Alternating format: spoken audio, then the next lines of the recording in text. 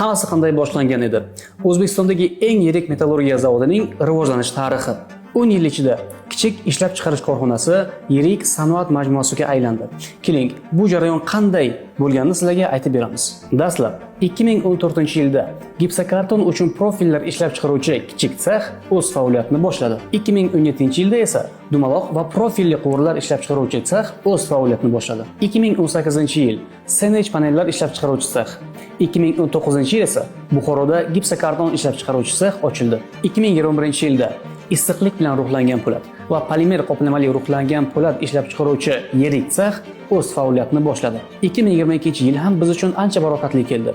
Issiq prokat ishlab chiqaruvchi sex o'z faoliyatini boshladi. Po'lat sim va yo'l setkalari ishlab chiqaruvchi zavod ham ishga tushdi. Payvandlangan po'lat to'sinlar va qo'sh towerlar liniyasi ham aynan shu yilda ishga tushdi. 2023-yilda kombinat safiga galvanik sexi qo'shildi. 2024-yilda esa armatura va dumaloq prokat ishlab chiqaruvchi sex ishga tushirildi. Hozirda bularning barchasi eng yirik ishlab chiqarish korxonasini tashkil etadi.